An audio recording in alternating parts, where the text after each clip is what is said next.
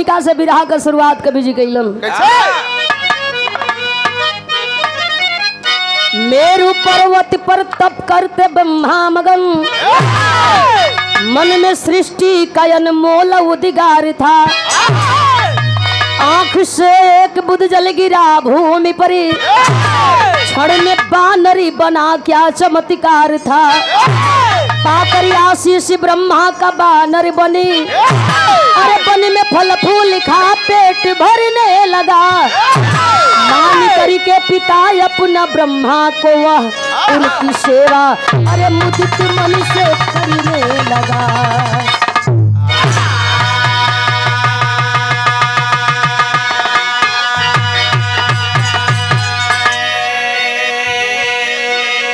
सृष्टि का रचना भइल और सृष्टि के रचना के बाद मानव का रचना भइल। ये धरती पर केहू मोट बनल, केहू छोट बनल, केहू पातर बनल, केहू गोर बनल, केहू करिया बनल। हम ये कहिला कि जे जैसन बाजे के जवन रूप मिल गईल वही रूप पर उतराए के चाही, घमंड करे के चाही, ना कि दूसरा का ऊंच लीलार देख के अपन कपार फोड़े के चाही। जैसन हमके मालिक बनौले कुछ सोच के बनौले, ये सोचे के चाही और अपन जीवन जिए के चाही। काले हैं तो क्या हुआ, दिल वाले हैं। एक लाइन बिरहा में गजल के अंदाज है, कैसे?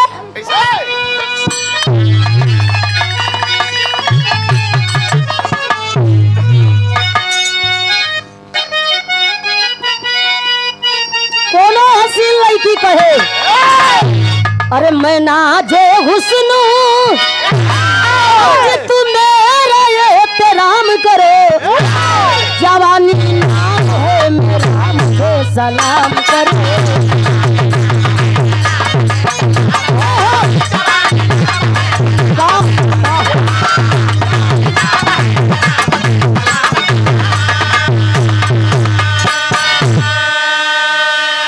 जवानी नाम है मेरा मुझे सलाम करो। जवानी एक बार आवेले तब बुढ़ौतियों एक के बार आवेले, बुढ़ौती एक बार आवेले तो बचपनो एक के बार आवेले।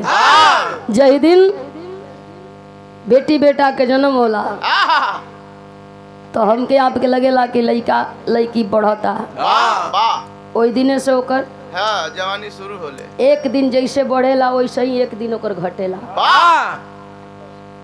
जैसे एक दिन बढ़ता वैसे ही एक दिन ओकर खत्म भी होता। भाव लिखल गईल, विधाता के कर्म का, विधाता के कर्म का, अरे ना तू तिरस्कार करे, बनाया जग में उसी से प्यार करे।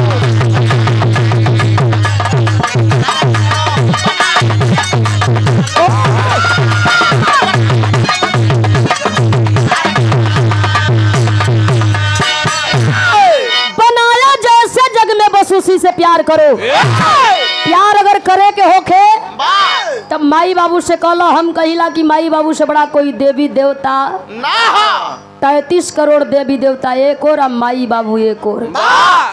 माई बाबू के जे पूजली हल तब बुझल कि 33 करोड़ देवी देवता के पूजली हल। जितना कहल आसान उतने कईल मुश्किल बा। हमहू कहब केहू और कह दे, लेकिन हमहू न कह पाइब न केहू कह पाइब। करे के चाहिए, काहे हो? दुनिया जहान भलान ढेकान अगर हम आप देखत बानी तो ये माई के देन बा। प्रसव पीड़ा से बड़ा पीड़ा कोई दुनिया में ना हो, जो ना पीड़ा के माई सहेली आपके हमके जन्म दिली। एक लाइन और कवि जी लिखलन है, प्यारी करी ना तो मालिक की परियति बारी करे, प्यारी करी ना तो मालिक की परियति बारी करो, धारा पर बेकार करो।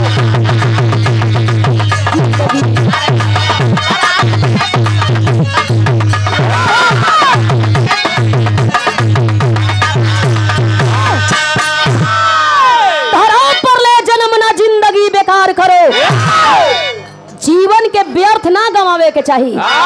कुछ काम करो कि जियलहू की बात लोग कहे फलाने से बढ़िया केहू नहीं खे, अब मुले की बात लोग कहे कि वाह रे भगवान फलाने कितना नीक रहलन। और सम्मानित गार्जियन महोदय बड़का भैया स्वामीनाथ जी, ये आपके द्वारा सादर 200 रुपया दे करके सम्मान किया गया। भैया के भी आदेश रहले बिरहा खाती चरणन में पौलगी, सबके पौलगी प्रणाम, आशीर्वाद के कामना बा। ध्यान लगा के बैठल वन ब्रह्मा जी, सृष्टि का रचना कैसे हुई, सृष्टि का रचना और सृष्टि पर मानव का रचना कैसे हुई, ओकरे बादे तो मंथन भइल हुई भैया। तब जा करके विष निकलल, गाय निकलल, तब जाके लक्ष्मी जी, कौन घोड़ा, मुझे सरवा घोड़ा, अच्छा एरावत हाथी भी। ए भैया बंद कई के अखिया के जब खोललन हम ब्रह्मा जी की अखिया से एगो आंस जमीन पर टपकल और एक बूंद आंस से एक बानर बनल, बनरा मार लागल, एने ओने कूदे उछले। देखलो हम ब्रह्मा जी, अरे वाह, हमारा यहाँ के एगो आंसू के बूंद में इतनी दम ताकत बेजे कि एगो बानर बन गई, तो हम कुछ न कलेब, जब चाहब कुछ बना देब, जब चाहब कुछ बिगाड़ देब। ए भैया वरदान दियलन ब्रह्मा जी बनरा के, जा यही जंगल झाड़ी में अपन दिन बिता ली है, कहला कि तू के छोड़ के ना जाई, जैसे जेकर जन्म भइल उहे माई बाबू हो गई, तो से हमार जन्म भइल बा, चाहे अवतार भइल बा, चाहे जो कुछ भइल बा, लेकिन तू हमार बाप हुआ आ तो हरिये संगे यही मेरू पर्वत पर रहो। ब्रह्मा जी कहला चल ठीक है, ये बात मने इहो हम मान लेता नहीं, जो अपन खो कमो जो पता ही शुरू।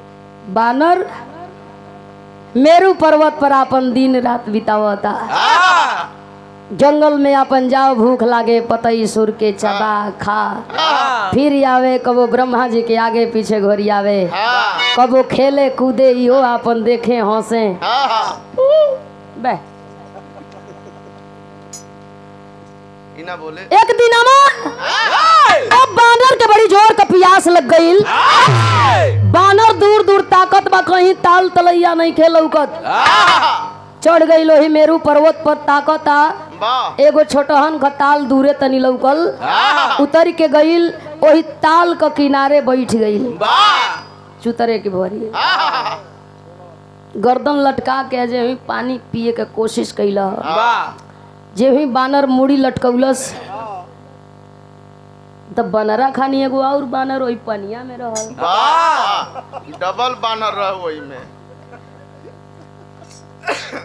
जब ही मुड़ी लटकौला पानी पिए के, तो देखा था कि हमारी है खानी सेम, सेम हमारी नियर, हमारी दे नियर। हई बानर पानी में का करता, तो एके बुझाता कि ओ इलुकाइल बा, रुको इनके अपन एरिया जो ले हम छोड़ाई ना, तो हम असल बानर ना, बारह बानर इनके अपन एरिया छोड़ाई। ए भैया के जाला पानी पिए, देखा बनरे का जात, वही पानी में कूद गई, लागल वही बनरा के खोजे, बुधिए भरना। आज के कम से कम 12 साल पहले सोनाडी का मेला जहाँ लगेला, तो एक जनी कवि जी हुआ नाव नहीं लेवे के,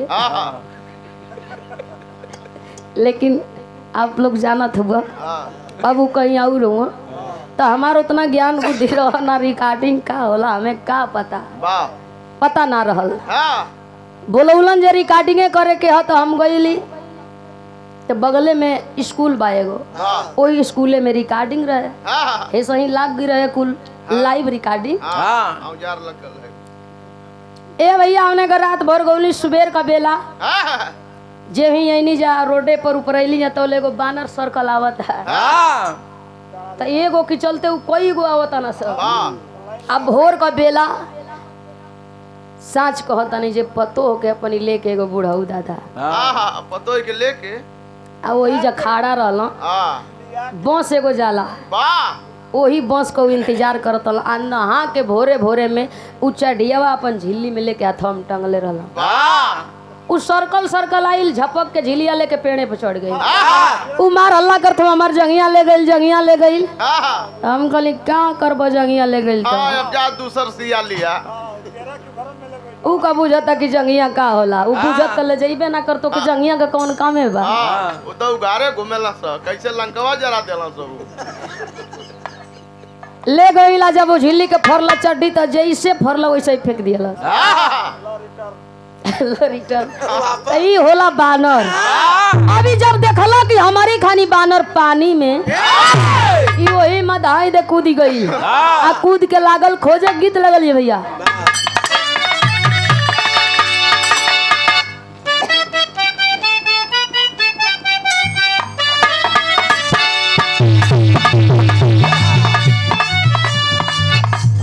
गीत बड़ी चर्चा में रहल कैसे अरे चले लुटारिया तो नदी बीच नैया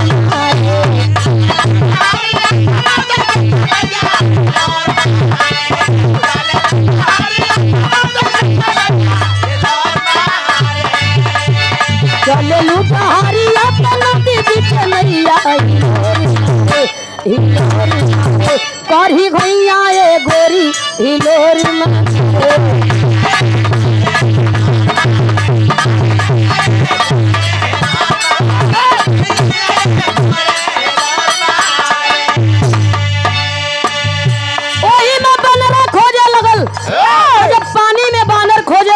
बानर से बानर ना भेटाई। आप लोग माता बहन बैठल बनी तनी सा ध्यान से हमार बिरहा आप लोग सुन ले जाई। बनरा खोजे लगल तब बानर ना भेटाई आ जब ना भेटाई तई मार गुस्सियाता आ मार सीना फुलावता कि हमारी डरन बुझाता कि मटिया में घुस तना न गई। आखिर गइल त कहाँ गई कहाँ वाहे राई अब सामने न आइल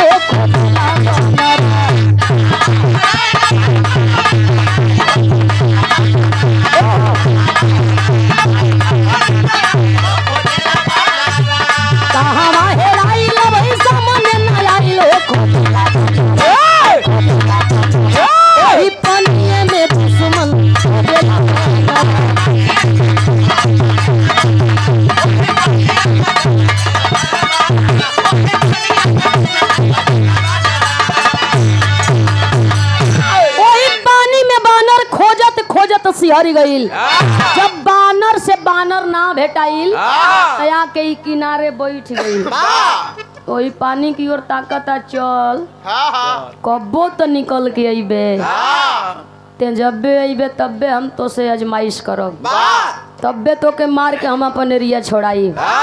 वही किनारे पर बैठ के बानर बानर के ताकता एक का बुझाता कि वो करे परछाई वो पानी में लौकता उ तो बनरा के परछाई पनिया में लौकत रहल आ जैसे ही कूदल पानी हिड़ा गई लेकर परछाई खत्म हो गई। बानर रहे तब बानर के बानर मिले। अभी किनारे बैठ के मुलुर मुलुर वही पानी में ताकता जबले तू ना अइबे तबले हम ना जाई। ए हर एकर जवन दे ही बा बानर का धीरे धीरे बानर का शरीर परिवर्तन होता बानर का देह धीरे धीरे धीरे धीरे बदले लागल। अब बदलत बदलत बदल के भइल कैसन तेरी का भाव लिखल गई। अरे विधानवा कैसन ब्रह्मा रचले विधानवा कैसन ब्रह्मा रचले बानर नीर से बाहर पाया नारी। एगो सुंदर लड़की का शरीर और बानर का हो गई 16 बरिस का एकदम टकाटक सुघर लड़की फर्स्ट क्लास ओकर देह दम दम दम दम दम कतबा किनारे बैठ के बानर बानर जो होता है एकर देह लड़की हो गई। आ जब बानर का देह लड़की का देह हो गई जब ही घूम के अपना और तकलस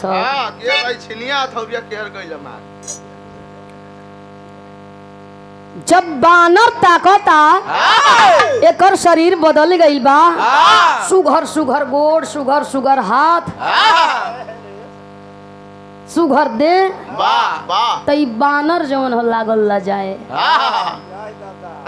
घूम घूम ताकता ई का हो लगल भूसौला खोजे भाव बा अरे तना सुंदरी का पाया गयल मनावा लजा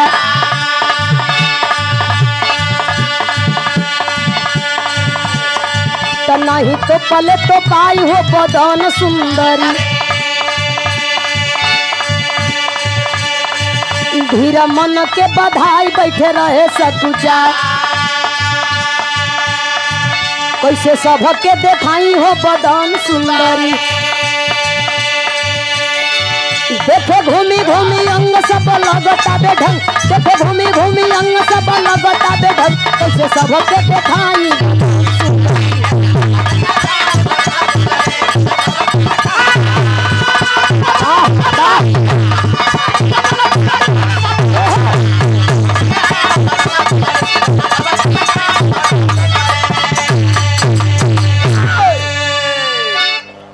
उठ के वही किनारे से अब बानर वही जंगल में गई। अब कहाँ वो बानर बा अब तो उ लड़की हो गई बा। आज जब वो लड़की जंगल में गई तो एगो घन झाड़ी का यार देख के वही जब बैठ गई लजा रहल बा सोच रहल बा अब तो हे रूप में अगर हम जाई या जाके ब्रह्मा जी से कोई कि हम तुम्हार बनरा हैं तो ब्रह्मो जी इनकार कर दी हाँ कि हमार बनरा ना हो। अब हम जा जाई बोई वही झाड़ी में बैठ के आँख से आंसू बहावता रोवता उ बानर कहाँ जाई कि हमके चिन्ही कि हम बानर हैं। संजोग देखे वही जंगलवा से सूर्य देव और इंद्र देव ब्रह्मा जी से मिले जात हवन। नजर पड़ल सूर्य देव इंद्र देव वही लड़की के देखत हवन। इंद्र देव का नियत खराब हो गई। सूर्य देव समझावत हवन खबरदार हम देखली हाँ। इंद्र देव कहे कि हम देखली हाँ। सूर्य देव और इंद्र देव में तकरार हो गई रार हो गई। ये दोनों जानी एक दूसरे के धक्का मुक्की कर तू उ कहतु हम देखली उ कहतु हम देखली हाँ उ कहल त तू देखल त का करब कलम बियाह करब एक अपन रानी बनाई। इंद्र देव कहे तो सुन हम पहले देखली हाँ तू बियाह करब त का हमें के ले जाके हर जोतवाई हम ऐसे बियाह करब के अपन रानी बनाई। इंद्रदेव सूर्य देव में तकरार और रार छिड़ल तने ना वही जंगलवा में दोनों जानी में मारा का मारी होके लगल। एक लड़की खातिर दोनों देवता फैटी का फैटा लाता का मुकी पटकी का पटका करे लगलन।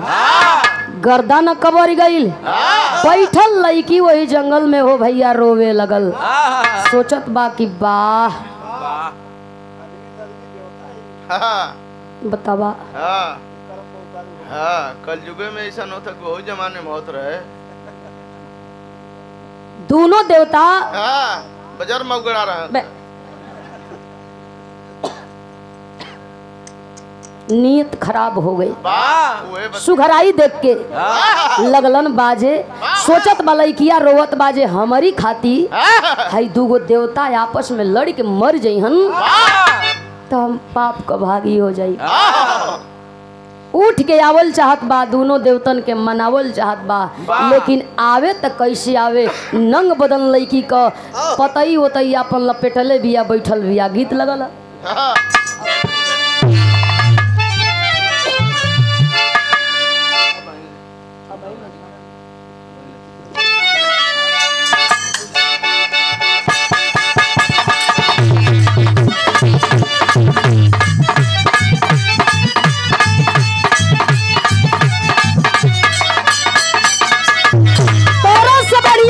लिखल गई भाव लिखल ना कवि जी दोनों देवतावन के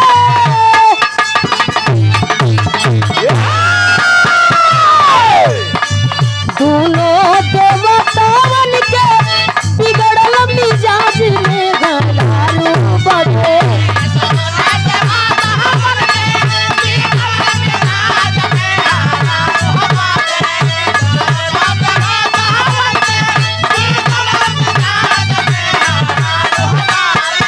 दोनों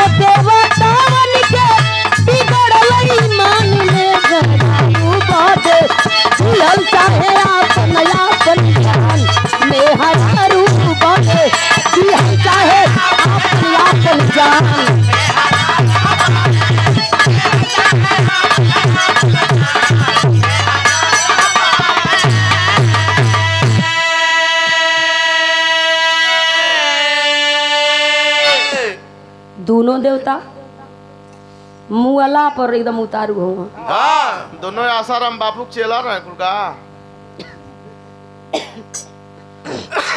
आसाराम को घरी का जानी जन्म रह कि ना। हाँ वही आसाराम बापू ये समय आके लीला कैले हमें। हाँ दोनों देवता मरे का उतारू हो गई कि हम मर जाई वाह बाकी छोड़ब ना। हाँ हमार यह तो हमार यह हमार का हाँ मार हुड़ मच गई। वाह बर्दाश्त ना भइल लइकिया से कहल कि का तो हो लोगन के कोही। हाँ दोनों दो गले हवा सका एकदम।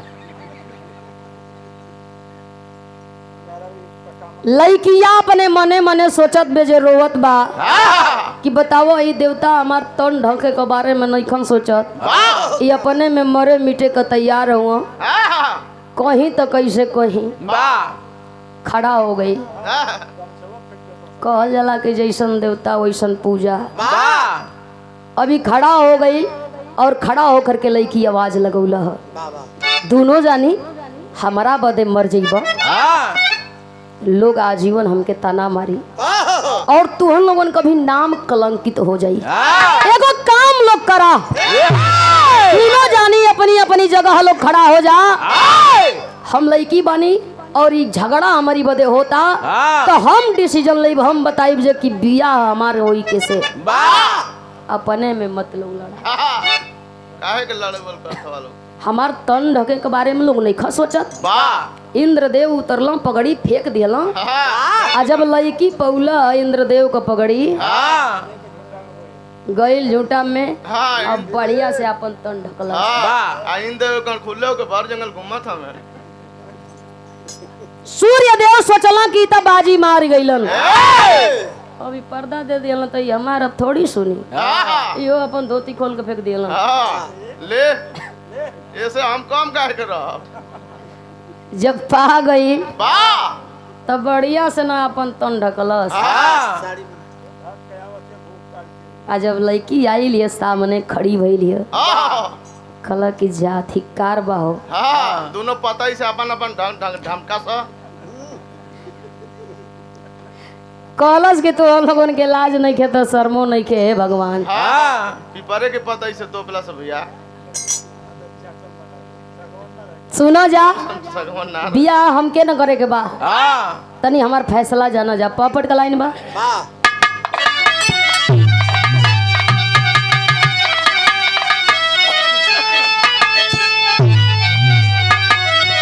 अरे देवता हुआ दुनिया में कीमतिया बतिया मान हो। देवता हुआ दुनिया में कीमतिया बतिया मान हो। तीनों जानी पापन रतिया बतिया मान हो।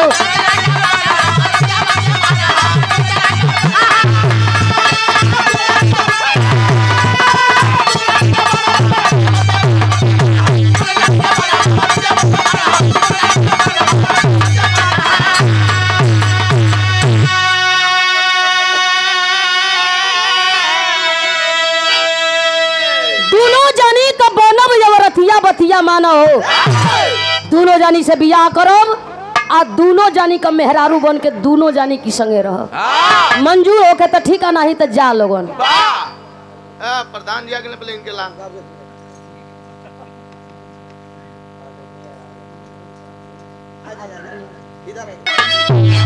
मान गए तब सूर्य इंद्र दोनों की बन गई नारी हो। लगा प्यास बुझाए जबकि दोनों पारी बारी बारी हो। अरे काम देव मारे लन सब कर मतिया बतिया मान हो। अब बिसरे नाई बतिया मान हो।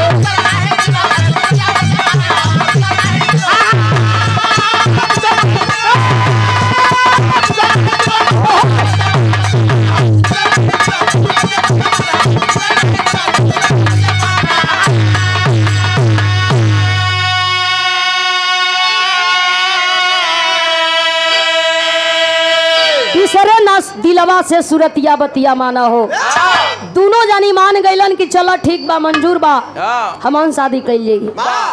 दोनों जानी से शादी लड़की कैला वही जंगल में रहे लगल। धीरे धीरे धीरे धीरे महीना 2 महीना बीत गईल। सोच रहल बिया लड़किया कि ये भैया सूर्य देव ही जा रही जइहन तो फिर अनहारे अनहार कबले लोग बिताई। हाँ। और इंद्रदेव इनहू के नहीं खे समझ अपन इंद्रासन छोड़ के आइल बड़ो। हाँ नाचे का मलिकार हमें ही। हाँ हाँ नहीं इंद्रदेव हम तो वे बतिया कहते वो लोगन के दरबार में नाच होके। हाँ ये नर्तकीलिया में सुंदर परी उन्हें एक जी में रहे खोज खोज के। हाँ हाँ मृदंग का नाच ही नहीं कि घरे रहे उस समय। हाँ लेकिन उन्हनी के नाम नचनिया में ना होके, हाँ आप सारा परी में होके। वाह ए भैया दोनों जानी वही जंगलवा में लड़किया की साथे वाह 2-4 महीना बितौलन। कला का भाव लिखल गइल बा। अरे अंधा होई जाल लोग दोष के करबा। सूर्य देव इंद्र देव के दोष नहीं खे, हाँ। उम्मा दोष कामदेव का बा। हाँ।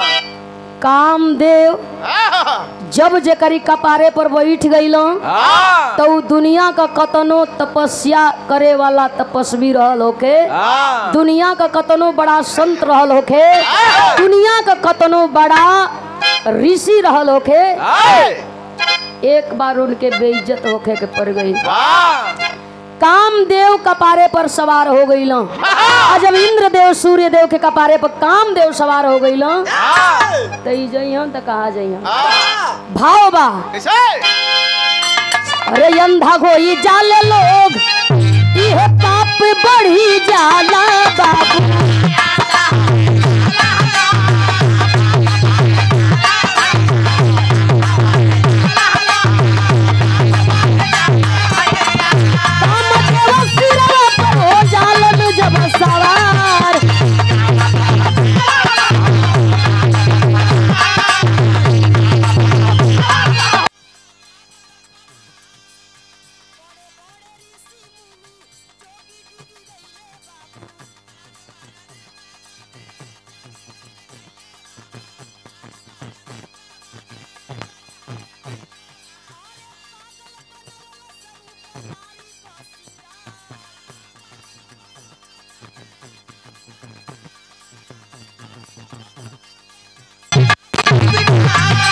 सुंदरी के रूपावा पर मोहित दुनो देवता भइले।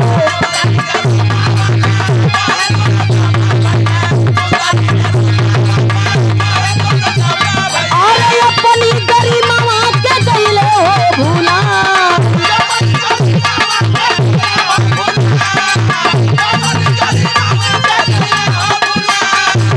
दुनो देवतन को अंश पले पेटवा में बाबू।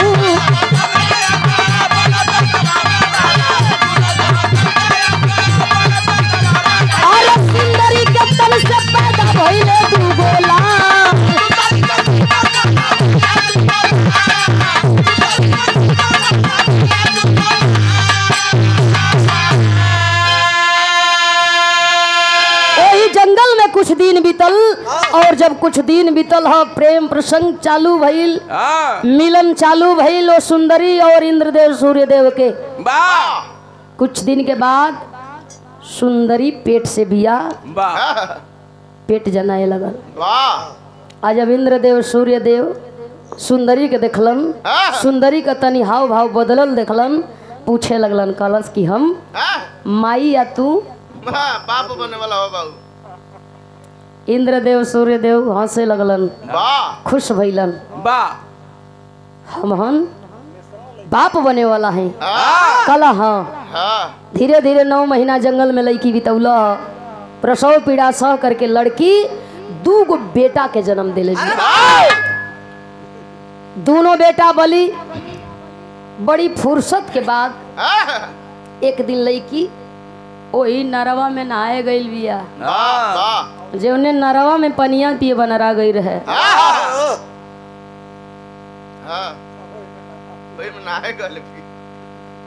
सूर्यदेव इंद्रदेव समझौलन नारी के। सुंदरी हम जाती जब ब्रह्मा जी से मिल के आवल जाई, शाम हो जाई, चिंता मत करिए, घबराइए मत। कल की बस बस बस बस बस जल्दी जा लगन। हाँ आ जैसे ही दोनों देवता निकलल हुन, हाँ दुनहुन के अपन मिसलस चतलस हाँ सुतौलस वही जंगल में। वाह आई अपन लहला लुग्गा उगा चल दिहलन। हाँ जाके वही नारा में हेलल बिया, हाँ निकाल के माटी आ माथ मिजत हिय। हाँ बड़े बड़े बाल धोवत हिय, पानी में छपक छपक नहात हिय। अजे ही नहाई वहाई के निकलल, किनारे खड़ी होके आपन एक एक कपड़ा बदन पर लागल चढ़ावे। धीरे धीरे धीरे धीरे अब एकर शरीर बदले लागल। वाह वाह फिर छिन्नी हथौड़ी तैयार।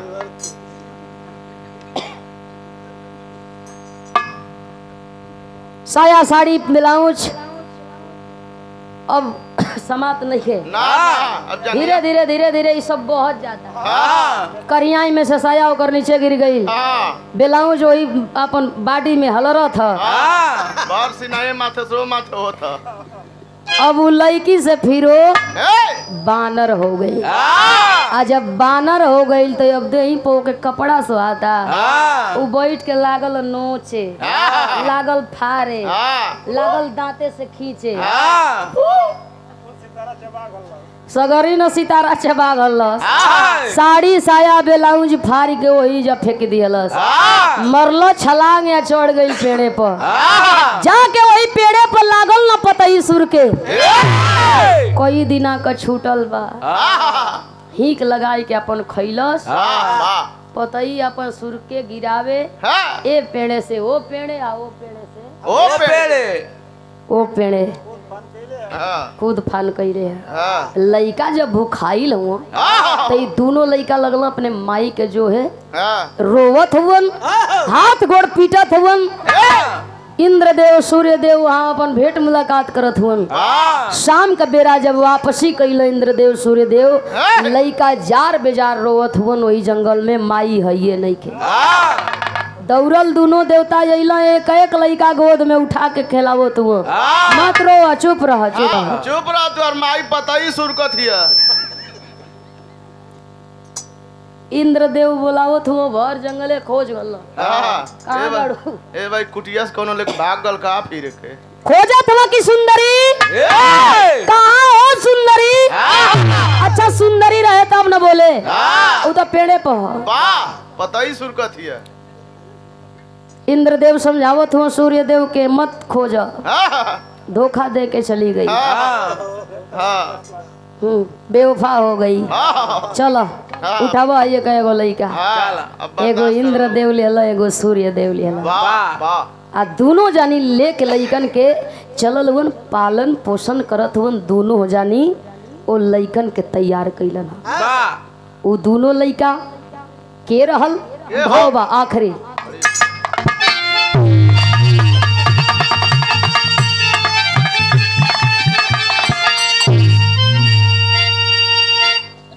अरे किसकिंधा पर अरे किया तपस्या, किसकिंधा पर दूनो बिरवा। केहू नाया जमा पवलस जग में हो बाली का जोरावा।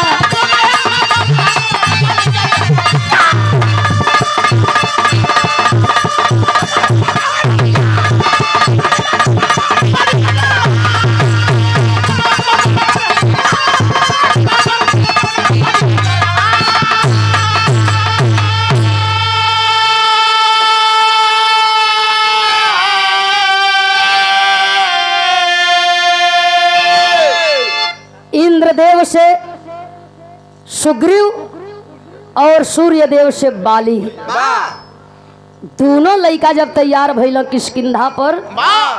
इन्हन का राज है। किष्किंधा का राजा बाली बन करके अपन राज देखत हुआ। प्रजा का जैसन आदेश जैसन आज्ञा वैसन पालन। एक दिनमा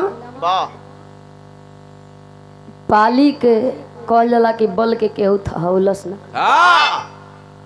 दाब देलन जब रावण के 6 महीना काखी के 6 महीना काखी में, तस बूझ कि उन्हों को बुद्धि हेरा गिलल जे 6 महीना आगे के बात 6 महीना पीछे के बात जानत रहे। हाँ बिचावा मक काने जलना गोड़ा हो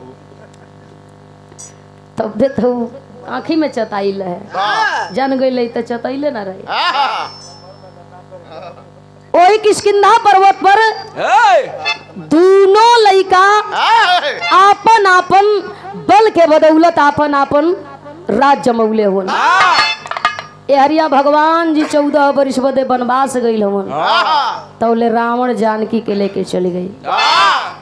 ई रोवत हुआ खोजत हुआ सबसे पूछत हुआ सीता कहाँ आई। केहू देखल केहू जानत बा कि हमार जानकी कहाँ बाड़ी। कहल जाला कि भगवान सबकी बारे में जाने लन अपनी बारे में ना जलना के केहर गईली सीता जी। हनुमान से मुलाकात हो गई और हनुमान से जब मुलाकात भइल सीता का पता लगौलन लंका पर पुल बधाइल लेके भगवान सेना पहुंच गईलन। सेना के रहल के हो बानर भालू। संजोग ठीक रहल कि बानर भालू लेके गईल लंका पर लड़ाई कैल। आदमी लेके गईल होता। हाँ तो आदमी कहता कि राम तू ओइजन बंदूक ताना हम सोना लेके घरे चलत हई। ये मार के फेंक देता। भगवान राम का अवतार यही बदे भई दुष्टन का संहार करे खातिर वनवास और वनवासी भैला का भी रीजन रहल। अगर वनवासी ना होतन वनवास ना जैतन तो राक्षसन का अंत ना होत और जे श्रापित रहल ओ श्राप से आदमी के मुक्ति ना मिलत। हनुमान वही जंगलवा में भेटा गई कैसे सुग्रीव से। मारी रोवत हुआ फेकरत हुआ कहल के हम सुग्रीव। हनुमान जी कहल ओ हो काहे रोत है बाबू का भइल बा। कहल हमार भाई हाँ मेहरारू रख लिया समार बिना गलती को हमके मार के भगा दिया हमार मेहरारू लइका ओकरे कब्जा में हो। हनुमान जी कहला कि तो सरासर पाप हो न्याय हो। कहला तो का करी गलत फहमी में हमार भाई हमके दोषी ठहरा दिलस और देश राजद्रोही साबित करके हमके राज से मार के निकाल दिया। हनुमान जी कहला कि रीजन कहला कि राक्षस के मारे बदे भैया गईलन उनके पीछे हम गईली। भैया कहले रहला कि जबले हम ना आई तबले तू ये जो खड़ा रही है गुफा से अगर रक्त का धार बह जाई तो बुझिए कि भाई मरा गई। ऐसा ने हमारी संगे भइल लड़ाई भइल भैया और राक्षस के बीच। रक्त का धार गुफा से जब बाहर आवे लगल तो हमके बुझाइल जे कि हमार भैया राक्षस के हाथे मरा गई। डरन हम का कहली कि गुफा का मुंह बंद कर दियली। एगो बड़ियार चट्टान से गुफा का द्वार बंद करके आ जब गईली राज दरबार में सब लोग पूछे लगल बाली कहाँ हुआ बतौली राक्षस मार दियलस।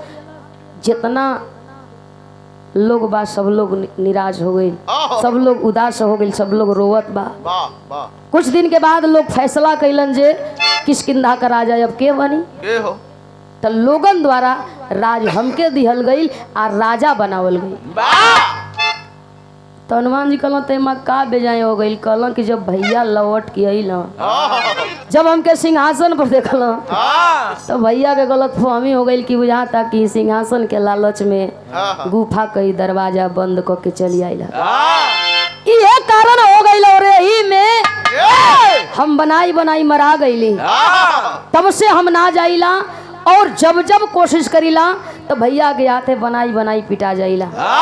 हनुमान जी कहला चिंता मत करा राम का वनवास यही खाती भइल बा कि जे अत्याचारी हो ओके उमरी हाँ चल के तू अपने भाई के ललकारा। सुग्रीव कहला कि हिम्मत होत ना हो थोड़ा बहुत जान बचल कहत कि जाके ललकारा मार दिए के गदा काम खत्म हो जाए। अच्छा उनको बौसीर भइल है वो जमाने में रहे बौसीर का बीमारी। तब तो तू पुतियो गंद ले हां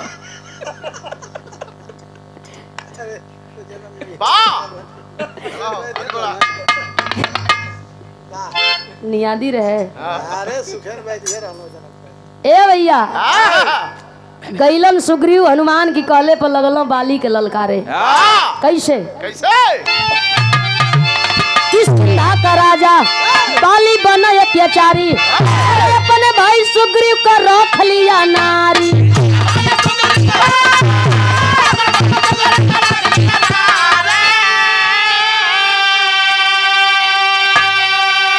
राम से दुख बताए सुग्रीव ढारे लोरावा, तक के उना यजमा पवला जग में ओ बाली कजोरा।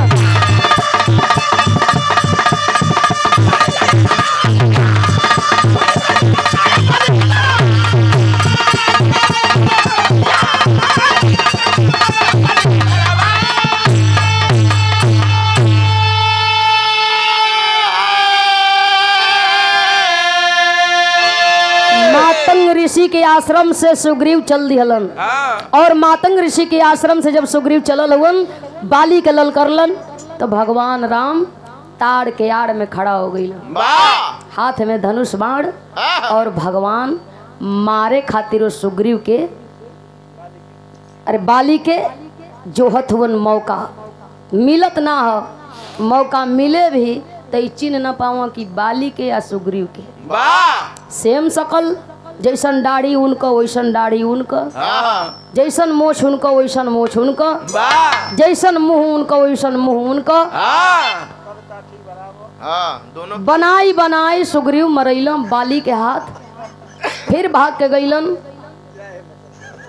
भगवान राम की आगे हाथ जोड़ के रोवे लगल, कहला कि भैया का दुश्मनी समझ में आ गई, लेकिन प्रभु तुहार दुश्मनी हमारी समझ के बाहर बा।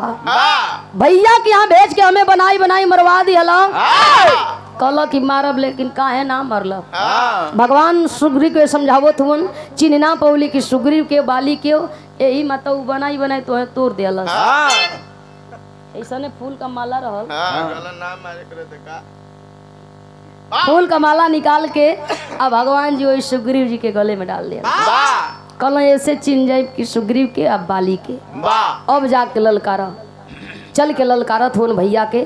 फिर से बाली आई लोगन, सोचत हुन कि एक ए बेरी मार के मुआई द, न रही बांस नवाजी पिपीरी, नहीं रही या न बार बार ललकारी। अइलन बाली ललकार के चलल हुन, भूमि में दोनों भाई खड़ा हो गईलन, और दोनों भाई में गदा का प्रहार होखे लगल। तार के आड़ से भगवान जी धनुष पर बाण चढ़ौलन, अब मरलन ह। बाण चलल सनसनात, आ जाय के वही बाली के लगल। भाव बा ताड़ के यार से तब मारे रघुराई, बदला हमसे लोग बाली द्वापर युग में जाई।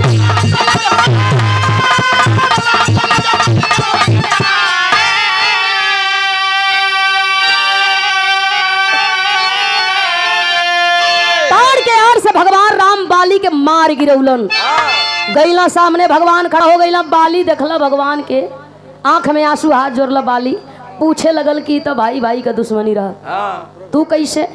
भगवान राम बतौल कि पाप का अंत करे खातिर हमारा अवतार भइल है। जे माई के कोख से जन्म लिहल ओकर जन्म भइल, आ जे बिना माई बाप का पैदा भइल ओकर अवतार भइल। भगवान बतौल कि अवतार हमारे ही बदे भइल बा, पाप का अंत करे खातिर। आ तू पापी बाड़ा। बाली कल कैसे कैसे पापी है? कल की भय हो के छुए के ना चाहिए, तू राख ले पाप कैले बड़ा, भयो को परछाई न लगे के चाहिए। मरले जरूर बानी तुह के, लेकिन हम हूँ पापी बानी। बाली कलन नहीं प्रभु, आप कैसन पापी? कलन की सही बात बजे, भाई भाई का बीच में हमारी जरूरत ना रहल, लेकिन पाप का अंत कई जरूरी रहल। पाप के हम मरले बानी, बाकी हम तुह के मरली, तू हमके मार लिया, बदला पूरा हुई। बाली कलऊ कैसे? कल की द्वापर में राम जब कन्हैया बन के यहाँ, तो तू बाली बहेलिया बन के आई बा, आ तुहरी हाथ है हमार मौत लिखल जाई। बाली आज्ञा लेकर के भगवान से और ये दुनिया के छोड़ के चल बसलवन। राम का जन्म भइल कन्हैया के रूप में, और बाली का जन्म भइल बहेलिया के रूप में। बताया जाता है वही बाली द्वापर में बहेलिया बन करके आइल, जंगल में शिकार करत बा। भगवान कन्हैया पैर पर पैर चढ़ौले हुन, कदम के डाल के नीचे सूत के बंसी बजावत हुन। उनके पैर के तलवे से एक चमक आ रही है, एक जोत आ रही है। देखा बहेलिया ओके ये समझ में आइल बा कि जे मृग के आंख चमक रहल बा। धनुष पर बाण चढ़ाई के मरला ह। मृग के मारे के चक्कर में जब भगवान कन्हैया के तलवे में बाण लगल ह, बंसी हाथ से फेंका गई। भगवान हाय कई के जमीन पर लेट गईलन। दौड़ करके गया बहेलिया, भगवान को देखा। दुखी भगवान के उठौला गोद में, प्रभु क्षमा कर दई, माफ कर दई, जाने अनजाने में गलती भइल, जान के नहीं की मरले। भगवान कन्हैया दर्द में हुन, लेकिन बहेलिया के बतौलन, नहीं रे बहेलिया, याद कर त्रेता का तू वाली और मैं राम। बताया था, वरदान भी दिया था कि तू मारेगा और तेरे ही मारने से कृष्ण का मौत होगा। बहेलिया रोने लगा भगवान कन्हैया के गोद में लेके। कहल जला कर्म प्रधान विश्व करी राखा, जो जस करनी तस फल। धरती पर जे जैसन कर्म करी हो भैया ओके वैसन आज न त कल भोगे के पड़ी। कर में तो राम के भगवान बना दिया और कर में रावण के राक्षस बना दिया। राशि एक ही रहल, र से रावण और र से राम, लेकिन राम मर्यादा में काम करे और रावण मर्यादा से केहू के खाली कहे मारो काटो पीटो, और राम सोच समझ के काम करे। अमर राजभर खानी भाव बा कैसे ताड़ के यार से उहे मारे रघुराई, बदलो हमसे लोगे बाली द्वापर जुग में जाई।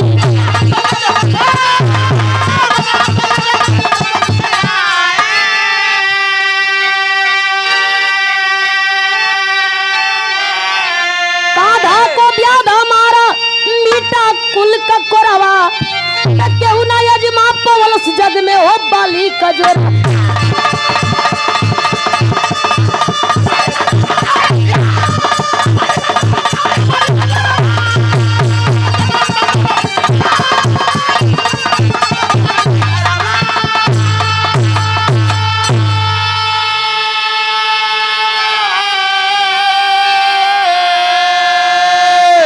गुरु बिहारी गुरु गणेश गुरु राम लाल गुणकारी, स्वर्ग बसे चंद्रिका कवि बच्चन जी बने पुजारी।